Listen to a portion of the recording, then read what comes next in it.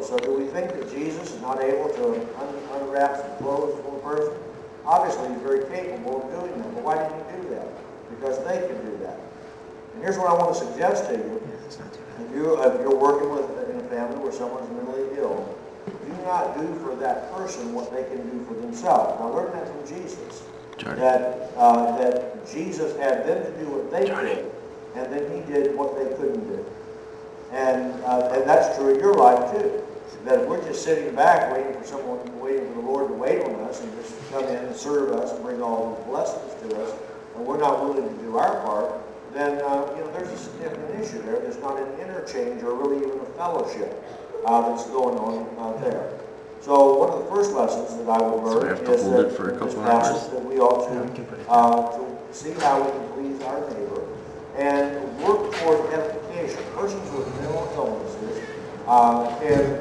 need to be edified too. It's not a matter of just struggling through the day, but it's a question of how can we help this person to be built up. I want to suggest that in the process of building up, that there are times when we as family members also to be built up. There are times that we need other people to relieve us. Because one of the greatest strains can be on a family is not the person with a mental illness, but the person who's taking care of the person with mental illness.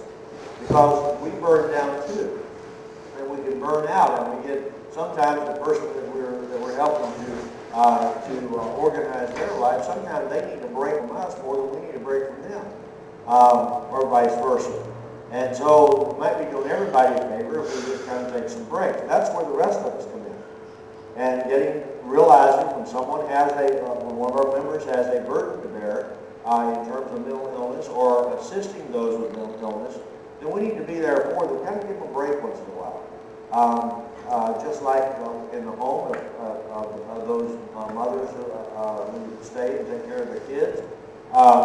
Sometimes that world gets awful little with a little kid language, and we speak that all day, and we start craving for adult conversation.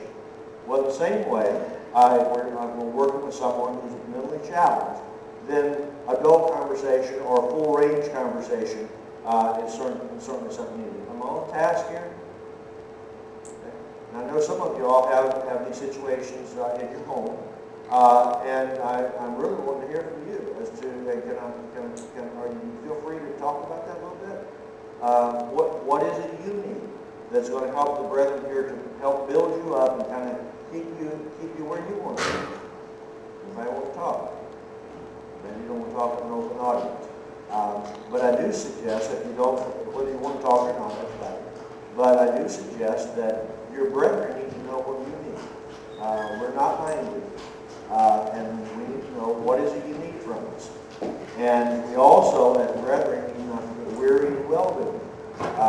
If we're helping to take care of someone who's mentally ill, or if we are, if we're a person who actually is mentally challenged, then we need that time to build up, to refurbish, and we have an obligation to let folks know what we need. Sometimes people burn down and burn out, and then they end up quitting or getting lackadaisical in their Christianity.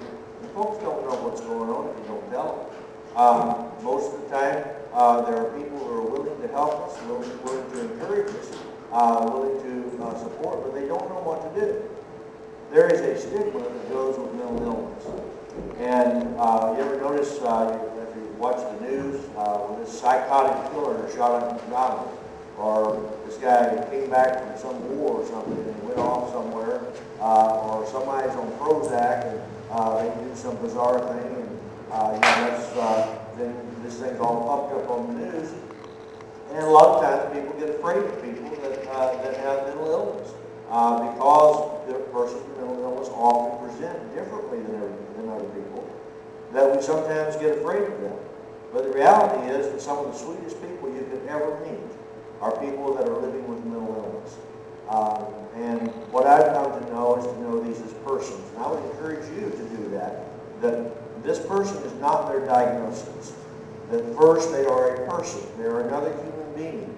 They're someone who's been made in the image of God, but they are approaching life differently than the rest of us because of some limitations. And we need to see them first as a person, as someone that the Lord loves and we can love too. I think some of the dearest people that I've ever met are persons with Down syndrome. You ever been around someone with Down syndrome? And most of those that I've been around with Down syndrome are the most optimistic, cheerful, innocent conversation. And sometimes I wonder who benefits the most from being around the other. You know, while I go to be a help to them, sometimes I leave having been blessed. And that was not what I was expecting always when I walk in and be with some of these individuals. I also want to suggest that there is something that everybody can do. Regardless of what the diagnostic label is, there's something everyone can do. Everyone's got at least one talent. I firmly believe that. I've talked to people who've been strapped to boards and they may be drooling for whatever reason, and it's like, what on earth is this person going to do? We rigged them up to a microphone and they're able to do some things because it still had a voice box and when he was able to do some things. But everybody's got something they can do. We just need to find it out. I was in a congregation, some of y'all were in the same congregation, I believe. There was a dear lady there that she had some limitations for whatever reason. Something that she did, she would listen to the announcements, and every time somebody was announced that was sick, she'd write that down. I'll tell you what, they'd have a card in the mail, usually by Tuesday after Sunday, and it may have been written in some other elementary handwriting. Everybody got one. On birthday, you got a card from this lady. And she kept up with all that. And I just kind of think of this passage in that light, that she had found a way that she could edify or help build up people. And I wonder sometimes, who's the greatest in the kingdom of God? And I'm wondering also if it's going to be those that are in the public light so much, as it's going to be those who work in very quiet ways, maybe with limits the rest of us don't have, but they have found what they can do. And so I would encourage you to, as you work with people with mental illnesses, and as they're in your family, to help them to discover what their talents are. Now, if you're not able to do that yourself, or you're limited in that, sometimes people don't know how to approach this. It kind of hits the blind side sometimes. But there are agencies that can help with that. And I would strongly recommend that you connect with those community resources that are going to be able to work and to guide and encourage you as you try to work through these things together. In this area, you have places like Tri-City Mental Health Center, or you would have somewhere like South Lake Mental Health Center. I'm not advertising them, I'm just telling you that there are places like that. Those facilities, and I need to say this somewhere in here, those facilities are funded by the federal government and state dollars as well, and they are on sliding scale, which means if you make zero, you pay zero. But if you make a little more, you pay according to where your pay is. And they have a whole range of services ranging all the way from addictive services to mental health services to family counseling, just a whole variety of things. They even have day treatment for individuals that have chronic mental health issues that actually need some more structured kind of care. They have supervised living facilities. If a person's not able to stay at home, has a mental health issue and can't stay at home, then they have that whole range of services that's there. And I would suggest you may want to talk with them. South Lake Mental Health Center has that as well as many of the others. So you don't necessarily need to go to the phone book and find one of the high-dollar people like me. There's a whole agency out there. A whole series of agencies across the country that are there to serve and designed to serve. And they also can point you to the other services that are in the area. So kind of get in the network. You don't have to do this by yourself.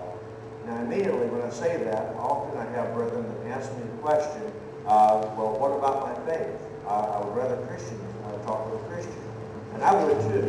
But what I would like to suggest to you is that there are some misunderstandings or miscommunication about people in mental health services. Most of the ones that I've talked with are what they would call church. That is, they have some affiliation with a church or something. Most of them are not atheists. Some of them are more than a little liberal in their thoughts. But generally, when I recommend going and seeing someone, check that person out. If you don't connect with them, then ask for a transfer to someone else. If you don't connect with them the first couple of sessions, you're probably not going to connect.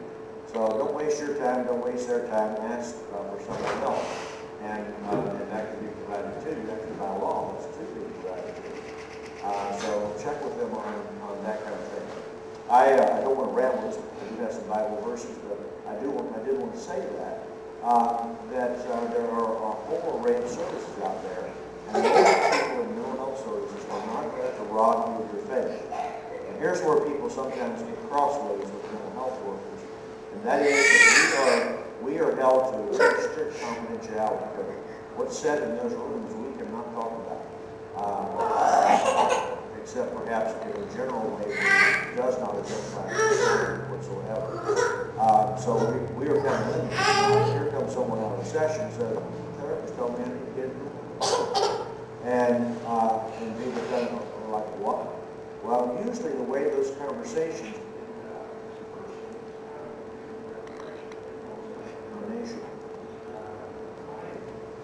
says, this is what I want to accomplish.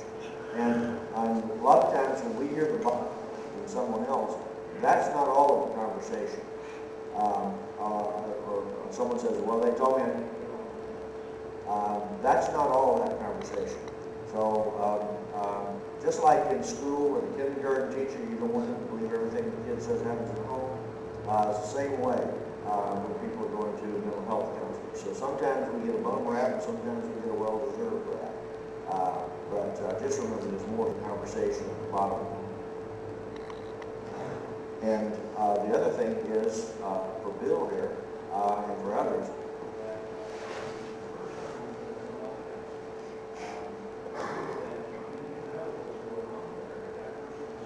it's information for you. And that basically binds all those confidentiality restrictions. And they may limit the information that you can get, that they can, I've been into a situation where you're getting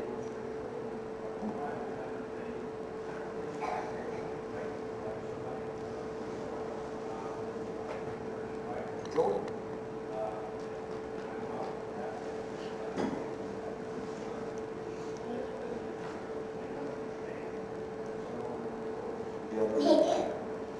Be able to supply, and you can work within that framework, but often you need a little advice on what's going on. The other thing is, you know what's happening out here in the community, in the person's natural setting. The person that's sitting behind a desk in an office doesn't know what's happening out here, so you carry a wealth of information. So I would suggest to families that you get involved in providing collateral information. That's your information, what you're observing on a day-to-day basis. And church members maybe being involved as well, kind of as providing information like that. You can't do that without a release. But sometimes what you can say is, I know I need a release, and you can't talk to me, but I can talk to you, I can give you some information. It's kind of going to be one-sided, but they can take your information. So that's just kind of some technical stuff. I had a hand up to it here.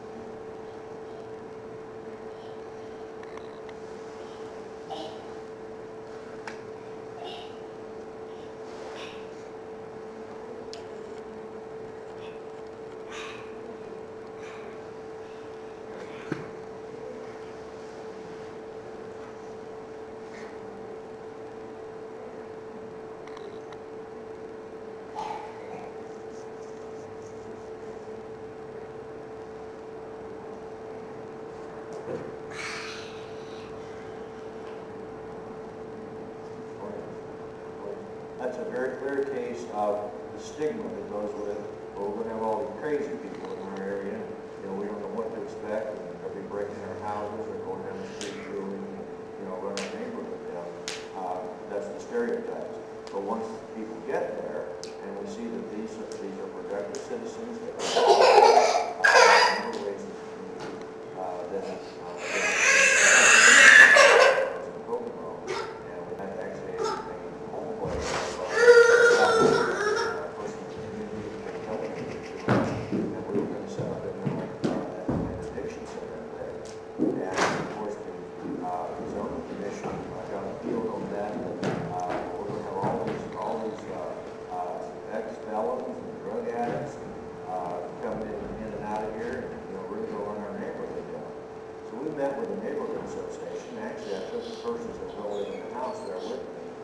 set them on first as the panel. The people talking didn't realize those were going to be the rest. But we set them up kind of as the experts. It's like, you're going to live here. These people are thinking maybe you're not going to be good citizens. So we want to put you up here as the panel to answer the question. And ultimately, what we did is we bridged the gap. And the thing in that case is that instead of bringing active alcoholics into the area, we were bringing in sober people.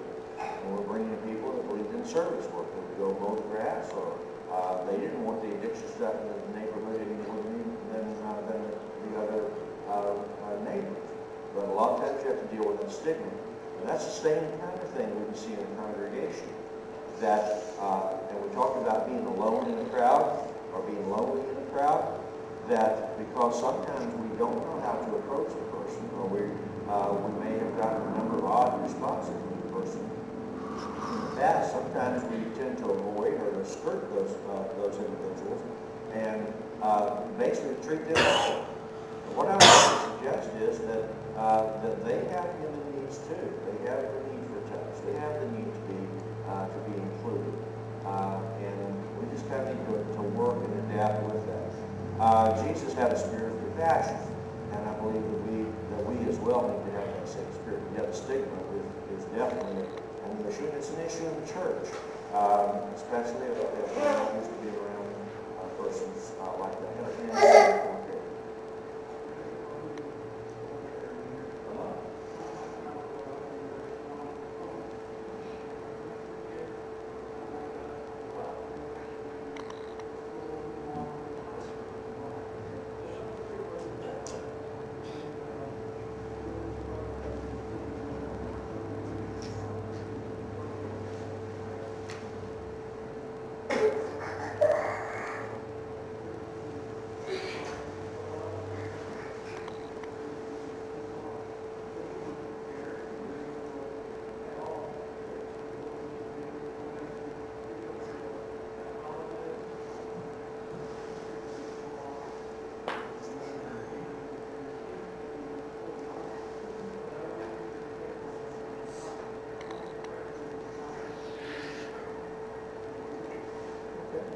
Let's, if you want to flip over to 1 Kings chapter 19, one of God's mighty men had clinical depression.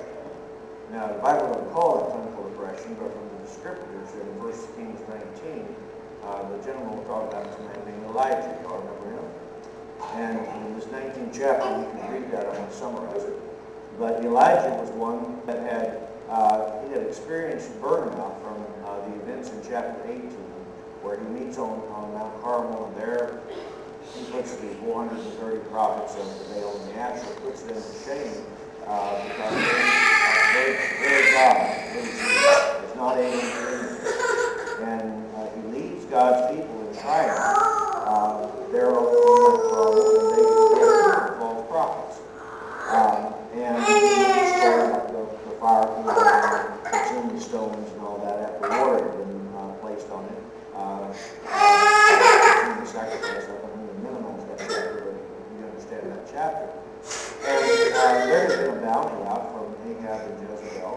There had been a bounty out on Elijah for a number of years because it hadn't been raining. And in chapter 19, we run into a very strange scene. Because here's the hero, but where do we find him? He's isolated. He's sitting around feeling sorry for himself. He's suicidal, or at least doesn't want to live. And he is exhausted. You see that with him in chapter 19. And he kind of zips in on this thing, and he's on the pity pot, obviously, that, I'm the only one trying to do anything right. I alone am left. And the picture that we get there is that this man, he appears to be physically exhausted, but certainly he is emotionally and mentally exhausted in that passage. That whole chapter describes that. Now, in answer to your question, I would ask, what did God do for him? First thing, I look at what God didn't do for him. What God didn't do is go in there and yell at him. God didn't say, snap out of it. What's wrong with you? God didn't say, well, here, let me sit down and cheer you up. A lot of times what people would do when they try to help someone that's got depression is they actually make them feel worse because the person has got clinical depression, the body, the neurotransmitters, we've got things that are just kind of offbeat. And to tell someone with depression to snap out of it is like telling somebody with polio to throw their crutches down. You know, it's just not going to work, but you're going to just be able to just snap out of it. And what God also didn't do is there was a time there that he really didn't talk to Elijah. That he provided the comfort, but Elijah needed some thinking time and some meditation time. He needed time to get his head back together. So there was some alone time that was there, and during that time, God obviously provided nourishment and refreshment for him to be able to kind of do some self-correct.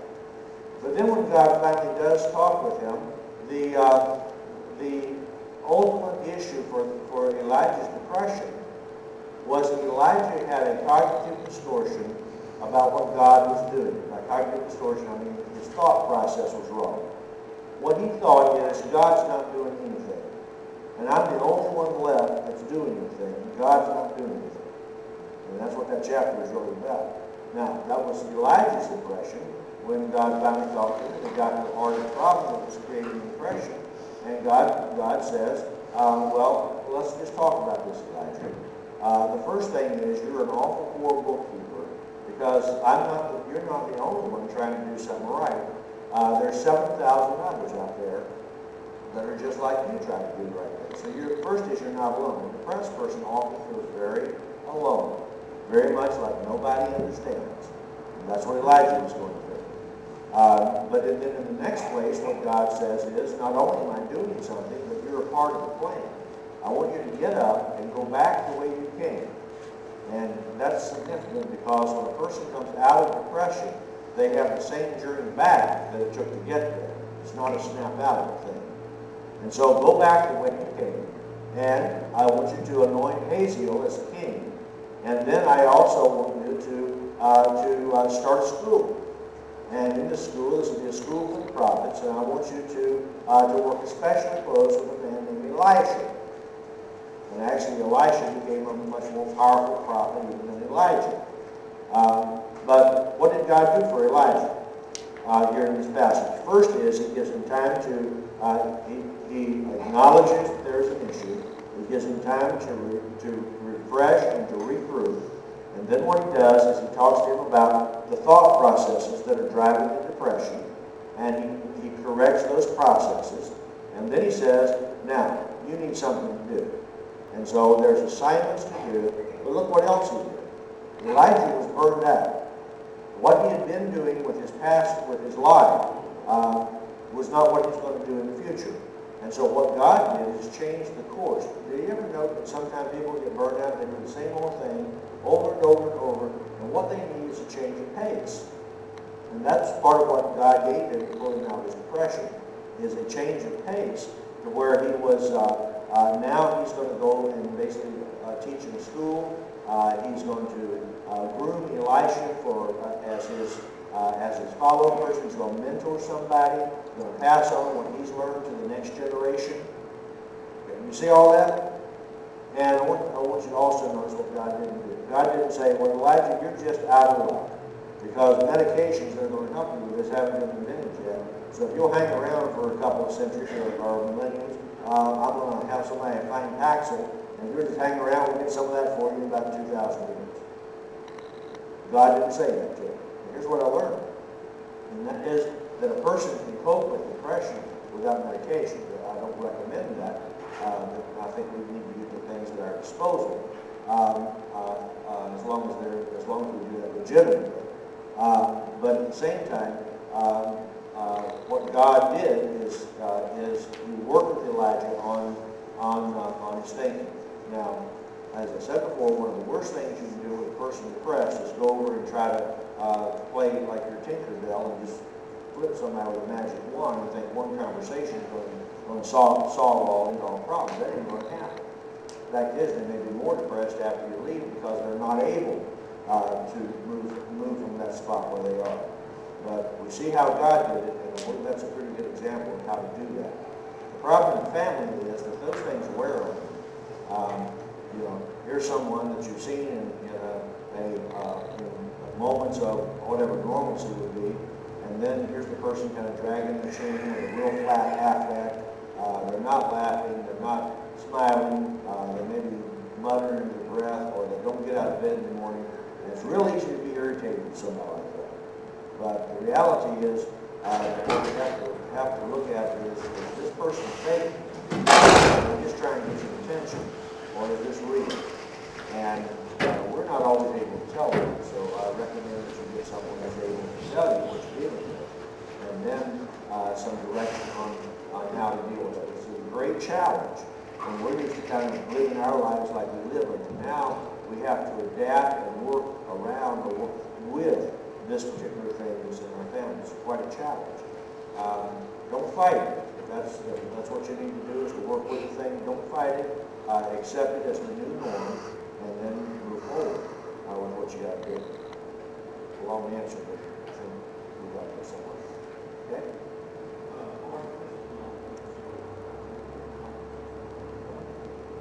Go ahead.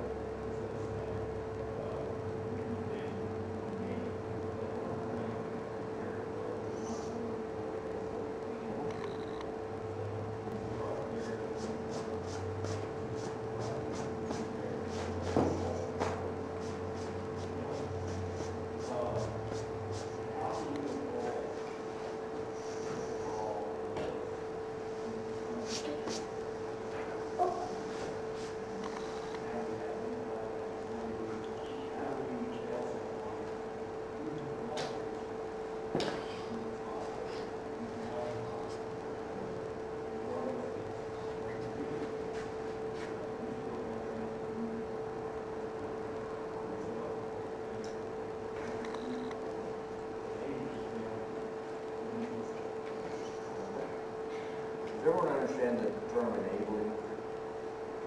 Basically, just talk a little bit about enabling first, and we'll get to what you've asked. But enabling is actually making a person, or making a person dependent upon us. Otherwise known in some settings as loving the person literally to death, by just crowding in, hovering, smothering, doing for them what they need to do for themselves, and making that person very dependent upon us. The first question I would raise in response to what Bill said is I would want to know how did those dynamics happen in the first place, where you ever got where someone is just almost like leeching on us. That happens sometimes in homes when kids don't want to jump out of the nest, and you get a 40, 50-year-old person still at home with mom and dad, or sometimes a lot younger than that. But it's time to leave home, but they're still not wanting to cut the strings. So it happens in a lot of different arenas. It can happen in homes where we get used to letting other people take care of us, and if other people are doing it, then we don't need to do it. So we just let them do it. Most folks kind of step up, man up, woman up, and move on, and they do what's necessary, but not all. So for those that are kind of left behind, we want somebody else to take care of them. That's what we need to address. The first thing I would say here is that there is a vast difference in caretaking and caregiving. You hear me? Caretaking is exactly what it sounds like. Sometimes the caretaking is not about the other person as much as it is about me. That I need someone to mother, to hug, save, to rescue, and a lot of times, and sometimes in other circles, I talk about persons who kind of collect the strays, and there are a lot of folks that are just kind of strays in life. They're out here lonely, disconnected, and needing someone to fill that role. And when those two come together, when the scenario comes together, now we're set up for just a very unhealthy relationship. Because as long as we are doing it for them, they're not going to do it for themselves. As a matter of fact, the more you do for them, just like with your addictive tolerance, the more you do for them, the more they will want them to do. Because after a while, what you're doing doesn't satisfy. And people can become very dependent. Now, the question is, how do you teach people to be independent? First is, if there's anything that's scripturally involved in this, we need to immediately get back to what the Bible says and to put those boundaries where God put them, regardless of who's happy or unhappy. And sometimes there's scolding on both sides that needs to take place. That would be the first thing. The next thing is that there needs to be open dialogue and communication. And there needs to be some expectations. What is it that you can do, and what is it that you're asking of us to do with that family or congregation or whoever it might be? So what are you asking us to do? And what is the time frame on that? If it's in a family, we want to look at it and say, what are your goals? Where are we going to go with this? This cannot go on whatever this way. So what is it we're going to do? Sometimes people get in the comfort zone of having other people take care of them and supplying whatever needs they get in the comfort zone. And the best way to deal with that often is we've got to shake up the playhouse. And that means that we start taking back some of those resources or some of the involvement we've had with them. We pull those things back in order to help the person grow. Let me suggest the case I'm working with now, a young man who grew up for all practical purposes, grew up in a house church. And he was told what to think, what to say. People were in and out all the time. And as a family member, he felt very sidelined. Got into addictive stuff and ultimately into major depression.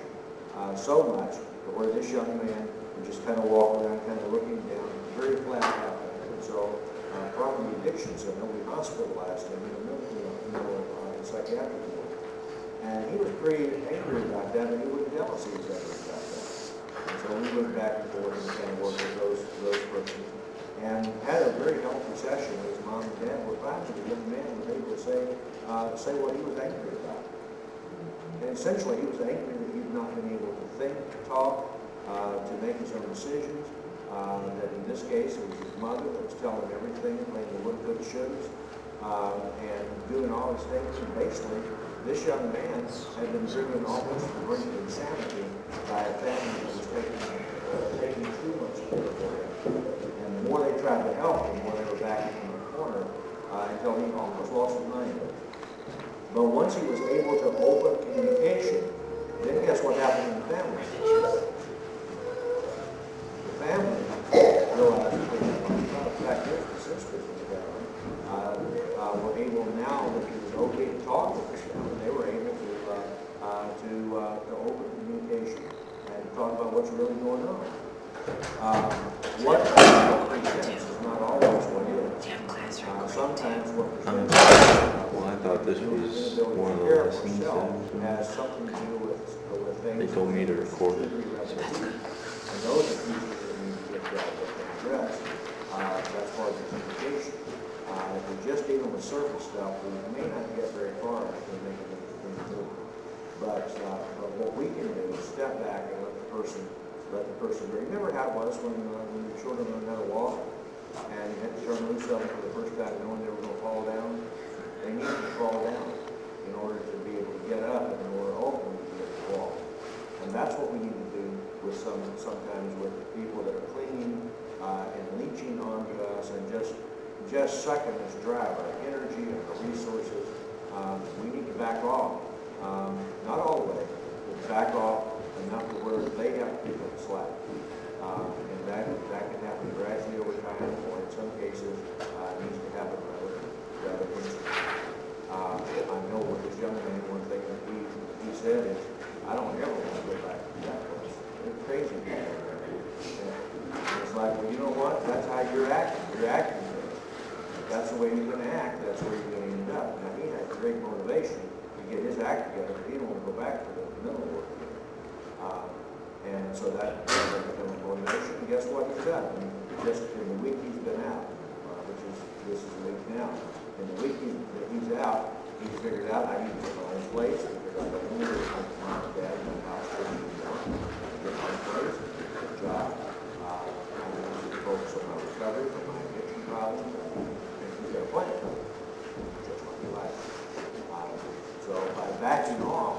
force the person's hand to wear an elbow.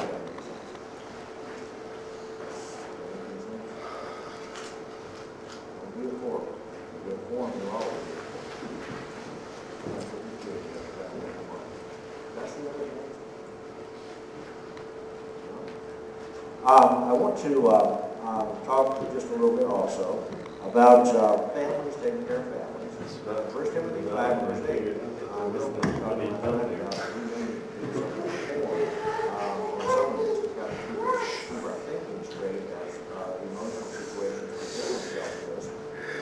But 1 Timothy 5, verse 8 talks about taking care of our own. That if any man provides not for his own, especially those of his own household, he's denying the faith, and it's worse than the iniquity. I want to emphasize here that there's an obligation that every family has, and every family leader has, to take care of your own family. It's not everybody else's job to take care of your family. That's right. And not only for your immediate family, there's a home, but it's also for those that you have an obligation to, relatives that you have an obligation to. Sometimes those that are not of our own household, but are still part of our responsibility, sometimes those are the people that we institute. Those are people in supervisory. Those are people they kind of care about health issues. And we have obligations to provide for them. And the provision is not always financial. Sometimes it has to do with sometimes it has to do with bringing them out and some other activities to basically help them to reunionize rather than to kind of be stuck away in the corner somewhere. We need to remember that it's easy to get weary and well. Sometimes our families break also because they're seeing what they are on. In Galatians 6, verse 2 and 3, 2 through 5 actually, there it says, every man shall bear his own load. And then it says, bearing one another's burden. Those are not contradictory. What it says is, there is a level of care, of burden that every one of us has to carry. It's not other people's job to carry my daily stuff. That's my job. There's sometimes when things break my back or break your back, and that's time when you say, well, you can help me with that. As soon as that help is there, we can back up and we can carry their regular daily burden. Unfortunately, sometimes what people do is the regular daily burden is to shove it to somebody else where they don't have any other responsibility. And that gets us into the work should be, gets us into violation of the society, that we're not caring for our own, and so forth. So we talked a little bit about simple things today, but I want to, in preparation for this particular presentation, I asked some of the people I work with to help me out. What I found out is several of them are pretty good poets, and so one of them wrote a little poem that I will read this morning. And they asked the persons who are suffering from the mental health and isolation, what do you want? This is what one of my consumers wrote for me, and I usually by his permission. You ask me what I want, in those times when you attempt to be the type of helper who does not show me contempt. The dreams and aspirations that I hold buried deep inside, covered by an illness that I do not understand. Others do not talk at once. They lecture me about their needs. They then appear to be upset when their plan for me does not succeed. I know some truly think that they have my best interest at heart, and they invalidate my decisions and pick me. I want you to know my illness cannot reveal the wonders of me. It captures not my essence or my yearning to be free from the haunting voices and disjointed thoughts that nag in my brain. Free to be a person whom illness cannot define or try to explain. I want a home where I feel at ease, not pressured to perform, where I can do the things I like versus things that the tasks and goals the staff decides everyone should do, like cooking meals for groups of 12 or groups of 15. I want to talk to them without seeking the national look at disorder. how God is using me. I want a job where I can fit in and make a decent wage. I want to feel the warmth of a friend and know the way I live. I want the things that you want to be respected and affirmed. I want the things that you want to have personal interest. I want the things that you want to laugh and to belong, to feel the sun upon my face, and to enjoy it. I want others to know that I didn't choose to be this way. And sometimes, I'm not sure I can even take it this way. I want to feel needed, to break out the patience. And if you hear and feel my